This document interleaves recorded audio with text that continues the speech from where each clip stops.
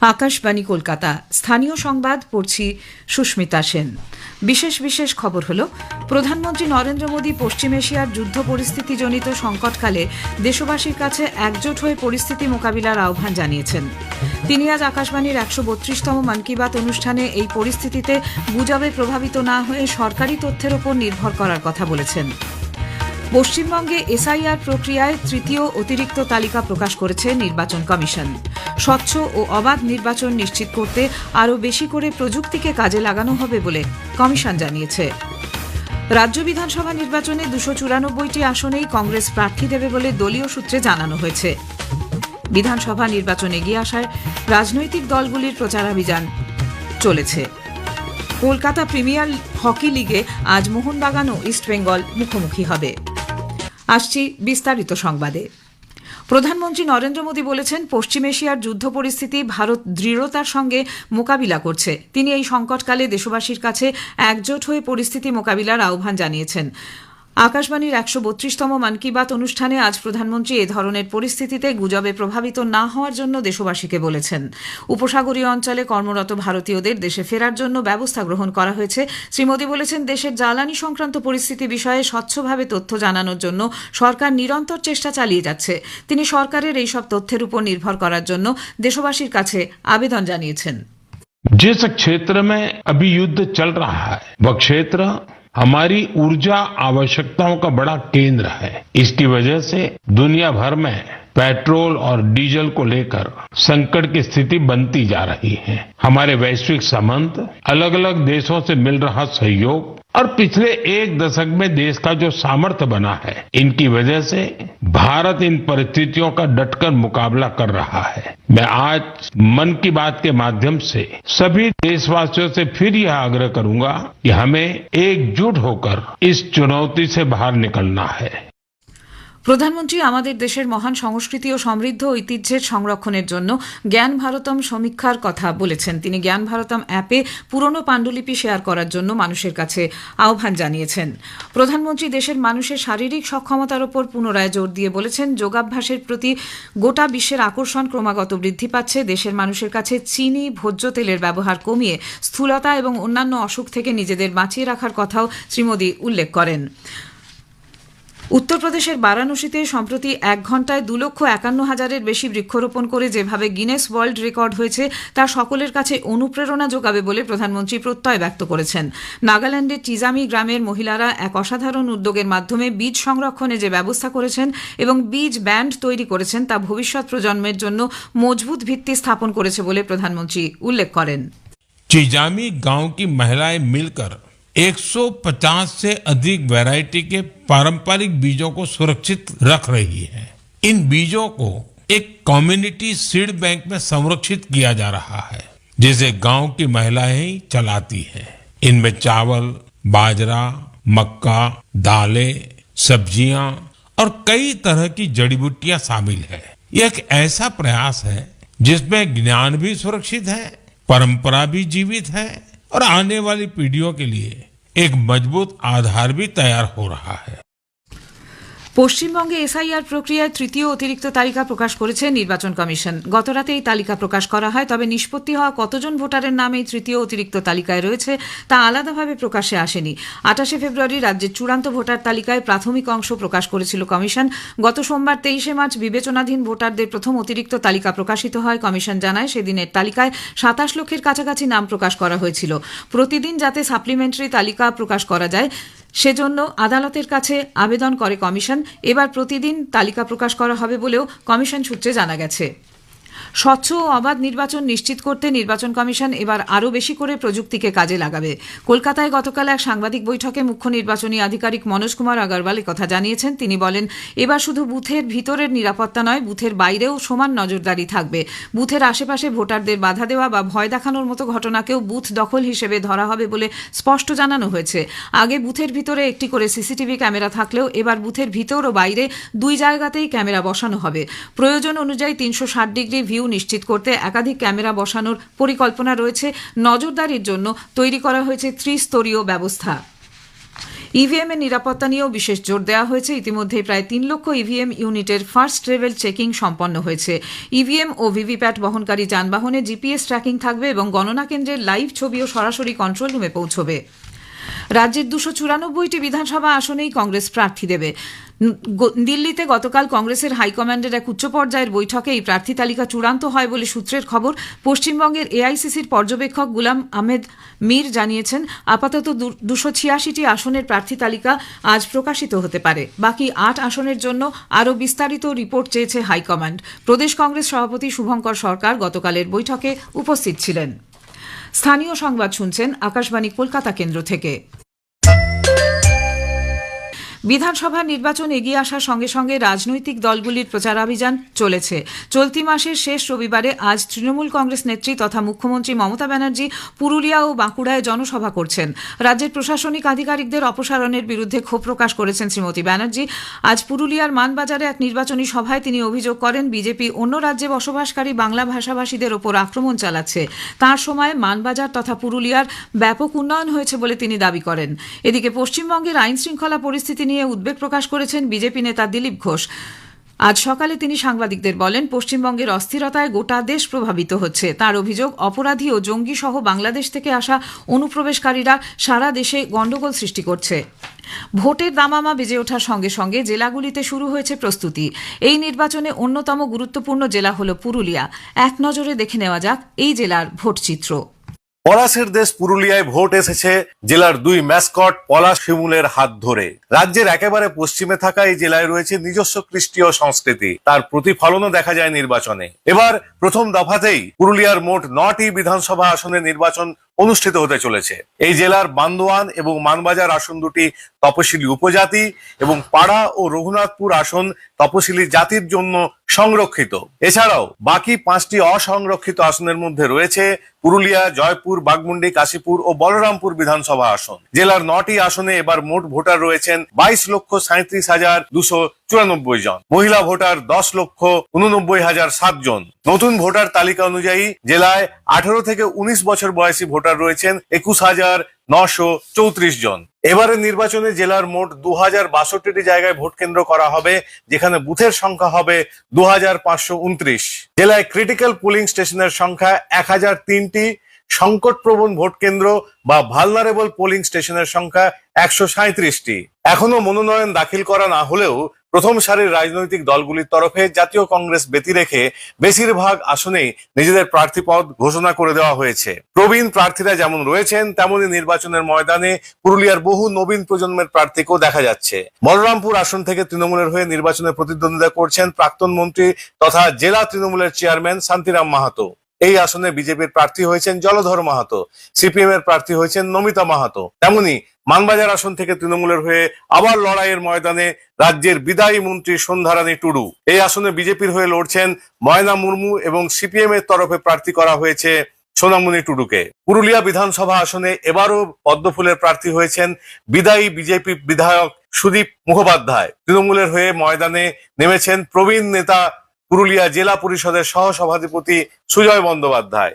অন্যদিকে পুরুলিয়া আসনে সিপিএম এর তরুণ মুখ সায়ন্তন ঘোষ লড়াই করছেন। এবার নির্বাচনী লড়াই হাড্ডাহাড্ডি হবে বলে মনে করছেন রাজনৈতিক বিশেষজ্ঞরা। দেওয়াল লিখন, ফ্লেক্স যেমন রয়েছে, তেমনি প্রতিটি দলই জোর দিচ্ছে একেবারে বুথ স্তরের প্রচারে। করা হচ্ছে ছোট ছোট পথসভা। শান্তিপূর্ণ নির্বাচন এই জেলার ঐতিহ্য, এবারও তা বজায় থাকবে বলেই প্রত্যাশা সব শ্রেণীর মানুষের। অনির্বাণ বন্দ্যোপাধ্যায়, আকাশবাণী সংবাদ, পুরুলিয়া। কলকাতা প্রিমিয়ার হকি লিগের গুরুত্বপূর্ণ ম্যাচে আজ মোহনবাগান ইস্টবেঙ্গলের মুখোমুখি হবে। যুবভারতী হকি স্টেডিয়ামে খেলা শুরু হবে বিকেল 3:30টায়। কলকাতা নাইট রাইডার্স এবারের আইপিএলে আজ তাদের প্রথম ম্যাচে মুম্বাই ইন্ডিয়ান্সের মুখোমুখি হবে। মুম্বাইয়ের ওয়াংখেড়ে স্টেডিয়ামে খেলা শুরু হবে সন্ধে 7:30টায়। শেষ করার আগে স্থানীয় সংবাদের বিশেষ কিছু অংশ আরেকবার। প্রধানমন্ত্রী নরেন্দ্র মোদী পশ্চিম এশিয়ার যুদ্ধ পরিস্থিতিজনিত সংকটকালে দেশবাসীর কাছে একজোট হয়ে পরিস্থিতি মোকাবিলার আহ্বান জানিয়েছেন।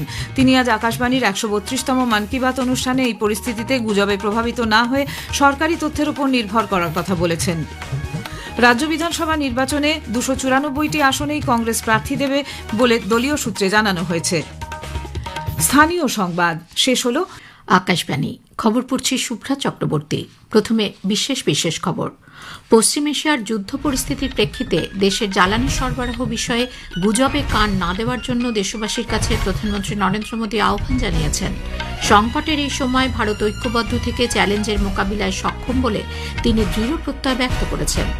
আকাশবাণীর ১৩২তম মন কি বাত অনুষ্ঠানে প্রধানমন্ত্রী স্বাস্থ্য এবং ফিটনেসের ওপর ফের জোর দিয়ে দেশবাসীকে চিনি ও তেলের ব্যবহার কমানোর কথা বলেছেন।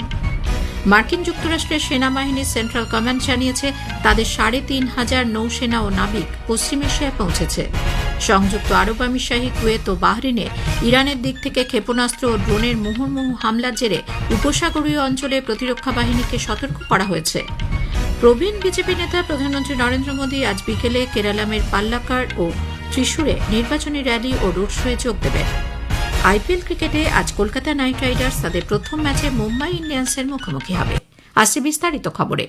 প্রধানমন্ত্রী নরেন্দ্র মোদী বলেছেন, পশ্চিম এশিয়ার যুদ্ধ পরিস্থিতি ভারত দৃঢ়তার সঙ্গে মোকাবিলা করছে। এই সংকটকালে তিনি দেশবাসীর কাছে একজোট হয়ে পরিস্থিতি মোকাবিলার আহ্বান জানান। আজ আকাশবাণীর ১৩২তম মন কি বাত অনুষ্ঠানে প্রধানমন্ত্রী এই ধরনের পরিস্থিতিতে গুজবে প্রভাবিত না হওয়ার জন্য দেশবাসীকে বলেছেন। উপসাগরীয় অঞ্চলে কর্মরত ভারতীয়দের দেশে ফেরার জন্য ব্যবস্থা গ্রহণ করা হয়েছে।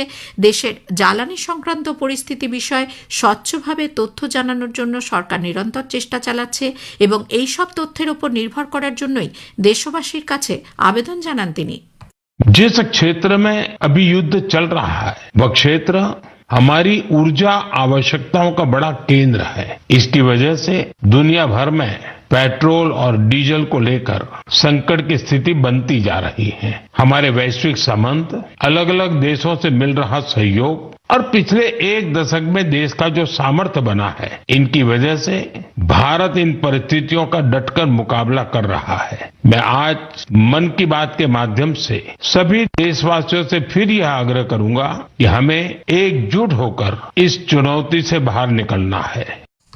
প্রধানমন্ত্রী আমাদের দেশের মহান সংস্কৃতি ও সমৃদ্ধ ঐতিহ্যের সংরক্ষণের জন্য জ্ঞান ভারাতাম সমীক্ষার কথা বলেছেন। তিনি জ্ঞান ভারাতাম অ্যাপে পুরনো পাণ্ডুলিপি শেয়ার করার জন্য মানুষের কাছে আহ্বান জানান। প্রধানমন্ত্রী তার ভাষণে দেশের সব যুবশক্তিকে যেভাবে রাষ্ট্র নির্মাণের ক্ষেত্রে অবদান রাখছেন তার প্রশংসা করেন। এই প্রসঙ্গে মাই ভারত সংগঠনের কাজের কথা উল্লেখ করেন তিনি। সারা দেশ জুড়ে যুবশক্তিকে বাজেট প্রক্রিয়া এবং নীতি নির্ধারণের সঙ্গে যুক্ত করার লক্ষ্যে যে কর্মসূচির আয়োজন করা হয়েছিল তাতে দেশের যুব সম্প্রদায় বিপুলভাবে সাড়া দেওয়ায় তিনি সন্তোষ ব্যক্ত করেন। প্রধানমন্ত্রী দেশের মানুষের শারীরিক সক্ষমতার উপর পুনরায় জোর দিয়ে বলেছেন, যোগাভ্যাসের প্রীতি গোটা বিশ্বের আকর্ষণ ক্রমাগত বৃদ্ধি পাচ্ছে। দেশের মানুষের কাছে চিনি, ভোজ্য তেলের ব্যবহার কমিয়ে স্থূলতা এবং অন্যান্য অসুখ থেকে নিজেদের বাঁচিয়ে রাখার কথাও উল্লেখ করেন প্রধানমন্ত্রী। आप में से कई लोगों ने इंस्टाग्राम कंटेंट क्रिएटर युवराज दुआ की पोस्ट पर मेरे से रिप्लाई को लेकर कमेंट्स किए हैं। उन्होंने मुझसे आग्रह किया था कि मैं उनके पिता से कहूं कि वे शुगर इंटेक कम करें। मुझे खुशी है कि मेरे अनुरोध का उनके पिता पर सकारात्मक प्रभाव पड़ा है। मैं आप सभी से आग्रह करूंगा कि आप भी शुगर इंटेक को कम करें और जैसा मैंने पहले भी कहा है, हमें खाने के तेल में 10% की कटौती भी करनी है। इन छोटे छोटे प्रयासों से आप मोटापे और लाइफस्टाइल से जुड़ी बीमारियों से दूर रहेंगे। প্রধানমন্ত্রী টি-20 ক্রিকেট বিশ্বকাপে ভারতের ঐতিহাসিক জয়ের কথা উল্লেখ করে বলেছেন, এই সাফল্য আমাদের দেশে খেলোয়াড়দের দীর্ঘ সময় ধরে নিরন্তর প্রচেষ্টার ফলে সম্ভব হয়েছে। জম্মু কাশ্মীর রঞ্জি ট্রফি ক্রিকেট প্রতিযোগিতায় জয়লাভ করায় তিনি সংশ্লিষ্ট সকলকে অভিনন্দন জানান। কাশ্মীরের তরুণ বোলার আকিব নবীর মতো খেলোয়াড়দের সাফল্য ওই রাজ্যের যুবকদের খেলাধুলোর প্রতি উৎসাহ বৃদ্ধিতে সহায়ক হবে বলেও তিনি আশা প্রকাশ করেছেন। এছাড়াও গুলমার্গে খেলো ইন্ডিয়া উইন্টার গেমসের আয়োজনের ফলে ওই অঞ্চলটির দেশে খেলাধুলোর কেন্দ্র হয়ে উঠতে পারে বলেও তিনি অভিমত ব্যক্ত করেন। ভারতের উত্তরপ্রদেশে প্রতিভাবান দৌড়বিদ গুলবীর সিং এর নিউ ইয়র্ক সিটি হাফ ম্যারাথনে দুর্দান্ত ক্রীড়া নৈপুণ্যের প্রদর্শনের এবং স্কোয়াশে ভারতের মহিলা খেলোয়াড় অনাহত সিং যেভাবে আন্তর্জাতিক খেতাব জয় করেছেন তারও প্রশংসা করেন তিনি। भारत ने टी20 वर्ल्ड कप में ऐतिहासिक जीत दर्ज की तो देश में हर तरफ खुशी की लहर दौड़ गई। अपनी टीम की शानदार सफलता पर हम सभी को बहुत गर्व है। जम्मू कश्मीर की क्रिकेट टीम ने रणजी ट्रॉफी को अपने नाम कर लिया। जम्मू कश्मीर के लोगों में खेलों को लेकर गजब का जज्बा रहा है। यह बड़े खेल आयोजनों का हब भी बनता जा रहा है। खेलो इंडिया विंटर गेम्स के लिए गुलमर्ग तो पहले ही अपनी पहचान बना चुका है। সূর্যঘর মুক্ত বিজলি যোজনার সুফল যেভাবে দেশের বিভিন্ন প্রান্তে দেখা যাচ্ছে, শ্রী মোদী তার উল্লেখ করে বলেন, এর মাধ্যমে পরিবেশ বান্ধব শক্তি উৎপাদন করা সম্ভব হচ্ছে এবং অতিরিক্ত উৎপাদিত বিদ্যুৎ বিক্রি করে অর্থ উপার্জনেরও ব্যবস্থা করা হচ্ছে। এই ধরনের পদক্ষেপকে বৈপ্লবিক বলে উল্লেখ করে দেশবাসীকে এর মতো উদ্যোগের সঙ্গে যুক্ত হওয়ার আহ্বান জানান। पीएम सूर्यघर मुफ्त बिजली योजना का फायदा नॉर्थ ईस्ट के इलाकों में भी मिल रहा है। त्रिपुरा में रियांग जनजाति के कई गांव ऐसे थे जहां बिजली की समस्या थी। अब सोलर मिनी ग्रिड के माध्यम से वहां के घरों में रोशनी रहती है। देश में सोलर ऊर्जा क्रांति के ऐसे न जाने कितने उदाहरण हैं। आप भी इस क्रांति से जुड़िए। নকশালমুক্ত ভারত অভিযান নিয়ে লোকসভায় আগামীকাল আলোচনা হবে। কেন্দ্রীয় স্বরাষ্ট্রমন্ত্রী অমিত শাহ নকশালমুক্ত ভারত গড়ার যে ডাক দিয়েছেন, সেই লক্ষ্য পূরণের সময়সীমা নির্ধারণ করা হয়েছে এবছরের 31শে মার্চ, অর্থাৎ মঙ্গলবারই সেই সময়সীমা শেষ হচ্ছে। তার একদিন আগে আগামীকাল নকশালমুক্ত ভারত অভিযান নিয়ে বিশেষ আলোচনার জন্য লোকসভার কার্যসূচি অনুযায়ী সময় বরাদ্দ করা হয়েছে। কেন্দ্রীয় বাণিজ্য ও শিল্পমন্ত্রী পীয়ূষ গোয়েল ক্যামেরুনে 14th বিশ্ব বাণিজ্য সংস্থার মন্ত্রী পর্যায়ের সম্মেলনের পাশাপাশি সেখানে বসবাসকারী ভারতীয়দের একটি সভায় গতকাল ভাষণ দেন। এক সোশ্যাল মিডিয়া পোস্টে তিনি জানিয়েছেন, দুটি দেশের বাসিন্দাদের মধ্যে বন্ধন আরও দৃঢ় করতে এবং দুদেশের সম্পর্ক নিবিড় করার ক্ষেত্রে ক্যামেরুনে ভারতীয়দের গুরুত্বপূর্ণ ভূমিকা রয়েছে। আগেই জানানো হয়েছে, কেন্দ্রীয় বাণিজ্য ও শিল্পমন্ত্রী পীয়ূষ গোয়েল গ্লোবাল সাউথ বা দক্ষিণী বিশ্বের কণ্ঠস্বরকে বাণিজ্যিক ক্ষেত্রে আরও জোরালো করার এবং একটি অধিকতর অন্তর্ভুক্তিমূলক ন্যায়সঙ্গত বহুপাক্ষিক বাণিজ্য সংস্থা হিসেবে WTO-কে তুলে ধরার উপর গুরুত্ব আরোপ করেছেন। এ খবর প্রচারিত হচ্ছে আকাশবাণী থেকে। মার্কিন যুক্তরাষ্ট্রের সেনাবাহিনী সেন্ট্রাল কমান্ড জানিয়েছে, তাদের 3,500 নৌসেনা ও নাবিক পশ্চিম এশিয়ায় পৌঁছেছে। ইরানের সাম্প্রতিক পরিস্থিতির প্রেক্ষিতে মার্কিন যুক্তরাষ্ট্রের সেনাবাহিনীকে মোতায়েন করার লক্ষ্যেই সেনাবাহিনীর মেরিনরা পশ্চিম এশিয়ায় এসেছে বলে মনে করা হচ্ছে। আগেই জানানো হয়েছে, মধ্যপ্রাচ্যের সাম্প্রতিক সংকটের জেরে মার্কিন যুক্তরাষ্ট্র ওই অঞ্চলে অতিরিক্ত 10,000 পদাতিক সেনা মোতায়েনের কথা বিবেচনা করছে। এদিকে সংযুক্ত আরব আমিরশাহী, কুয়েত এবং বাহরিনে ইরানের দিক থেকে ক্ষেপণাস্ত্র ও ড্রোনের মুহুর্মুহু হামলার জেরে উপসাগরীয় অঞ্চলে প্রতিরক্ষা বাহিনীকে সতর্ক করা হয়েছে। ইরানের ইস্পাত কেন্দ্র ওপর আমেরিকা ও ইসরায়েলের দুটি বড় যৌথ আক্রমণের প্রত্যুত্তরে এই হামলা বলে মনে করা হচ্ছে। ইরান উপসাগরীয় এলাকায় শিল্প এলাকাগুলিকে এবার লক্ষ্য করে হামলা শুরু করেছে। এমিরেটস গ্লোবাল অ্যালুমিনিয়ামের তরফে জানানো হয়েছে, আবুধাবিতে তাদের আল তাও ইলাহেত উৎপাদন ব্যবস্থা ব্যাহত হয়েছে। এছাড়া অ্যালুমিনিয়াম বাহরিন, যা আলবা নামে পরিচিত, তারাও জানিয়েছে রেভলিউশনারি গার্ডের হামলায় তাদের 2জন শ্রমিক আহত হয়েছেন। সংযুক্ত আরব আমিরশাহী প্রতিরক্ষা মন্ত্রক জানিয়েছে, তারা 20টি ব্যালিস্টিক মিসাইল ও 37টি ড্রোনকে গতকাল ধ্বংস করেছে এবং যুদ্ধ শুরু হওয়ার পর থেকে প্রায় 400টি ব্যালিস্টিক ক্ষেপণাস্ত্র, 15টি ক্রুজ মিসাইল এবং প্রায় 1900টি ড্রোন দ্বারা ধ্বংস করতে সক্ষম হয়েছে। অন্যদিকে ইসরায়েল তেহরানের মধ্যস্থলে ইরানের পরিকাঠামোর উপর ভয়ঙ্কর হামলা চালিয়েছে। ইসরায়েল সেনা জানিয়েছে, অস্ত্রের সম্ভার এবং উৎপাদন স্থল ধ্বংসের লক্ষ্যবস্তু করা হয়। এর মধ্যে ব্যালিস্টিক মিসাইল উৎপাদন এবং মজুস্থলগুলিও ছিল। তাদের আক্রমণে অস্থায়ী বহু সেনাকেন্দ্র ধ্বংস হয়ে গেছে।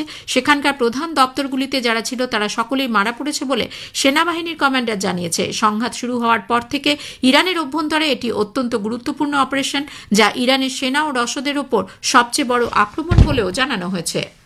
প্রবীণ বিজেপি নেতা প্রধানমন্ত্রী নরেন্দ্র মোদী আজ বিকেলে কেরালামের পাল্লাকারে একটি র্যালি এবং ত্রিশূরে একটি রোড শোয়ে যোগ দেবেন। সোশ্যাল মিডিয়া পোস্টে প্রধানমন্ত্রী জানিয়েছেন, কেরালায় এবার মানুষ এনডিএর পক্ষে জনমত জানাবেন। রাজ্যবাসী এলডিএফ এবং ইউডিএফ এর কুশাসনে এতকাল যথেষ্ট দুর্দশার মধ্যে কাটিয়েছেন। আইপিএলে আজ মুম্বাইয়ের ওয়াংখেড়ে স্টেডিয়ামে কলকাতা নাইট রাইডার্স মুম্বাই ইন্ডিয়ান্সের বিরুদ্ধে মাঠে নামবে। খেলা শুরু হবে সন্ধ্যে 7:30টায়। গতকাল 19তম আইপিএলের প্রারম্ভিক ম্যাচে বেঙ্গালুরু এম চিন্নাস্বামী স্টেডিয়ামে গতবারের champion Royal Challengers Bengaluru Sunrisers হায়দ্রাবাদকে 6 উইকেটে হারিয়ে দেয়। শেষ করার আগে খবরের বিশেষ অংশ আরও একবার। পশ্চিম এশিয়ার যুদ্ধ পরিস্থিতির প্রেক্ষিতে দেশের জ্বালানি সরবরাহ বিষয়ে গুজবে কান না দেওয়ার জন্য দেশবাসীর কাছে প্রধানমন্ত্রী নরেন্দ্র মোদী আহ্বান জানিয়েছেন। মার্কিন যুক্তরাষ্ট্রের সেনাবাহিনীর সেন্ট্রাল কমান্ড জানিয়েছে, তাদের 3,500 নৌসেনা এবং নাবিক পশ্চিম এশিয়ায় পৌঁছেছে। খবর পড়া এখনকার মতো শেষ হলো।